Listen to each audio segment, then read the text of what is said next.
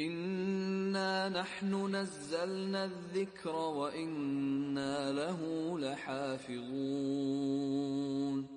أعوذ بالله من الشيطان الرجيم بسم الله الرحمن الرحيم ومن أظلم ممن افترى على الله كذبا أو كذب بآياته إنه لا يفلح الظالمون ويوم نحشرهم جميعا ثم نقول للذين أشركوا أين شركاؤكم الذين كنتم تزعمون ثم لم تكن فتنتهم إلا أن قالوا والله ربنا ما كنا مشركين صدق اللہ العلی العظیم۔ سورہ انعام کا تیسرا رکوع شروع ہو رہا ہے۔ گزشتہ آیت مبارکہ میں اللہ رب العالمین نے فرمایا کہ میں خود گواہی دیتا ہوں کہ میرے علاوہ اور کوئی معبود نہیں ہے۔ ابھی آپ بتائیں کہ آپ کو آپ کے ماں باپ اور رسم رواج والے جو بتاتے ہیں ان کی گواہی زیادہ مضبوط ہے یا اللہ کی؟ اور یہ خود بھی ان کے پڑھے لکھے لوگ جانتے ہیں کہ رسول اللہ صلی اللہ علیہ وسلم برحق ہے، اس کے سچ ہونے کے اندر ان کو کوئی شک نہیں ہے۔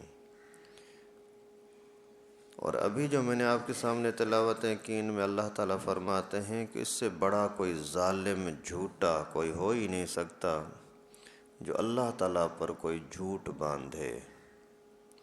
اللہ تعالیٰ نے اس کو رسول نہیں بنایا، وہ بولتا ہے کہ میں رسول ہوں، جیسے قادیانی۔ اس سے بڑا ظالم کوئی نہیں ہو سکتا۔ اور جس نے پیغمبر کریم صلی اللہ علیہ وسلم کے معجزات کو دیکھا اور دل مانا کہ واقعی یہ رسول ہے، پھر بھی کہتا ہے کہ نہیں یہ تو صحیح نہیں ہے، تو اس سے بڑا کوئی جھوٹا نہیں ہو سکتا۔ وَمَنْ أَظْلَمُ مِمَّنِ افْتَرَىٰ عَلَى اللَّهِ كَذِبًا أَوْ كَذَّبَ بِآيَاتِهِ۔ اس سے بڑا کوئی ظالم نہیں ہو سکتا جو اللہ پر کوئی جھوٹ باندھے یا اللہ کے ہدایات کو جھٹلائے۔ إِنَّهُ لَا يُفْلِحُ الظَّالِمُونَ، یقینی بات ہے کہ ایسے ظالم کبھی بھی کامیاب نہیں ہو سکتے۔ وَيَوْمَ نَحْشُرُهُمْ جَمِيعًا، ایک دن آئے گا کہ ہم سب کو اکٹھا کریں گے۔ ثم نقول للذین اشرکوا این شرکاؤکم الذین کنتم تزعمون، اکٹھا کر کے میں اللہ طرف کہتے ہیں، میں ان سے کہہ دوں گا مشرکوں کو، کہاں ہیں تمہارے شریک جن کو تم شریک ٹھہراتے تھے؟ بھائی آپ جسی بت کو پوجتے تھے اس کو لے آؤ نا، ابھی تمہاری مشکل کشائی کرے۔ کسی انسان کو، کسی پیر کو، ولی کو اگر تم میرا شریک ٹھہراتے تھے، آگے لے آؤ، سامنے آئے۔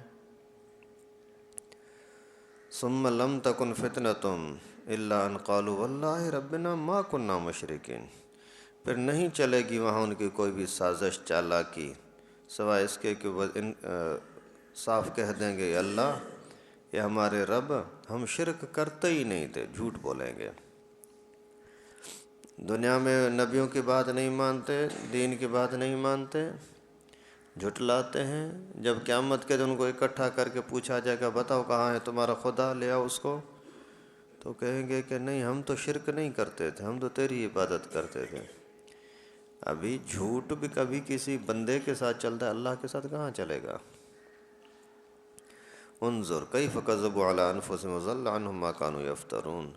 ابھی دیکھیں کہ کس طرح اپنے اوپر جھوٹ باندھتے ہیں کہ نہیں ہم نے ایسا کیا ہی نہیں ہے، اور گم ہو جائیں گے وہ ساری چیزیں ان سے جو دنیا میں گھڑتے تھے، یہ خدا یہ مشکل کشا، وہ ساری کی ساری ان کو نظر ہی نہیں آئیں گے۔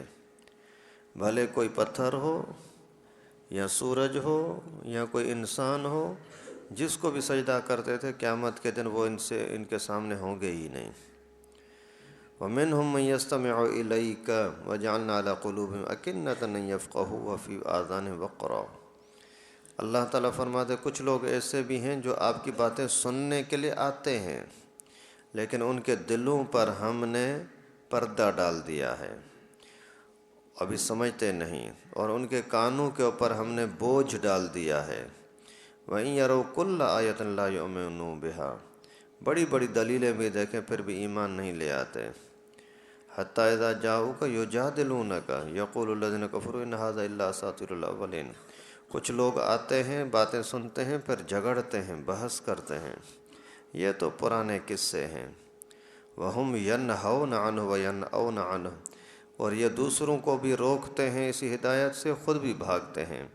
وَإِن يُهْلِكُونَ إِلَّا أَنفُسَهُمْ وَمَا يَشْعُرُونَ، حقیقت یہ ہے کہ یہ سمجھتے نہیں لیکن اپنے آپ کو ہلاکت میں ڈال رہے ہیں اور کسی کو کچھ نقصان نہیں دیتے۔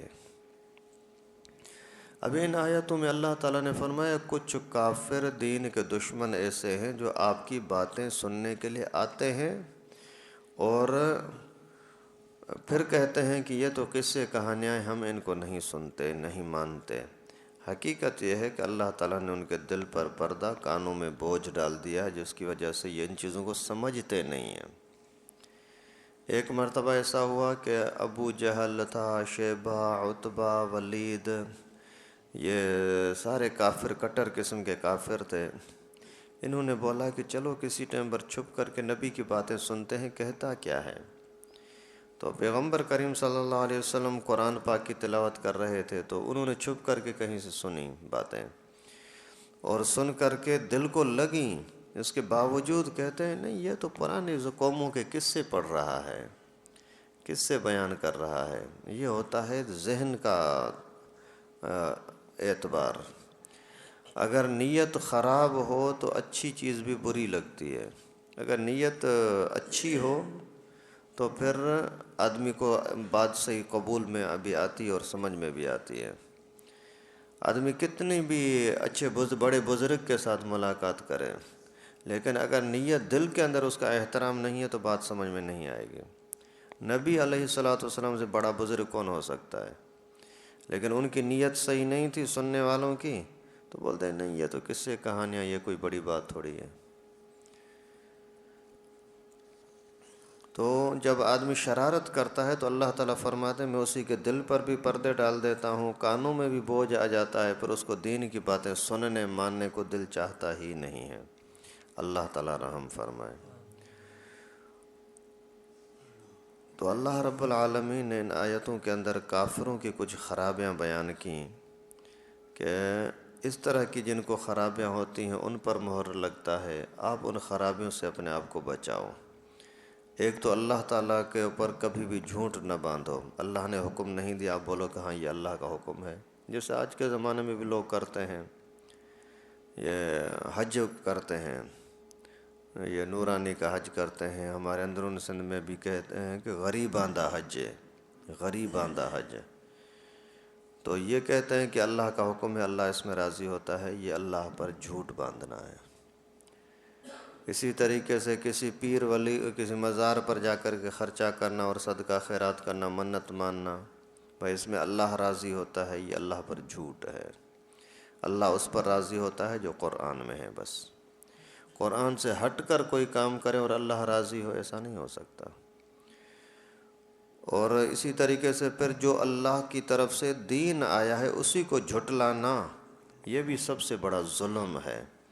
یہ ایسی حرکتیں ہیں جن کی وجہ سے اللہ تعالیٰ دلوں پر مہر لگا دیتے ہیں۔ اللہ تعالیٰ سے دعا کیا کریں کہ اللہ ہمیں ہدایت دے اور ہدایت پر چلا، ہمیں ہدایت دے اور ہدایت پر چلا۔ ہدایت پر آنا یہ ہمارا کمال نہیں ہے، مسجد میں آنا یہ ہمارا کمال نہیں ہے، پھر مسجد کے ساتھ جڑے رہنا یہ بھی ہمارا کمال نہیں ہے۔ اسی طرح سے ربنا لا تزغ قلوبنا بعد اذ ہدیتنا وہب لنا من لدنک رحمہ، اللہ تعالیٰ نے خود دعا سکھائی ہے کہ یہ دعا کیا کرو کہ اللہ آپ نے ہمیں ہدایت دی، ابھی اللہ اپنے فضل سے ہمیں اس ہدایت سے دلوں کو موڑنا نہیں، ہمارے دل ٹیڑھے ہو جائیں، اس سے ہمیں بچانا۔ اللہ تعالیٰ سے دعا ہے کہ ہم سب کو اپنے فضل اور کرم سے دین کے ساتھ جڑے رہنے کی توفیق نصیب فرمائے۔ وآخر دعوانا ان الحمد للہ رب العالمین۔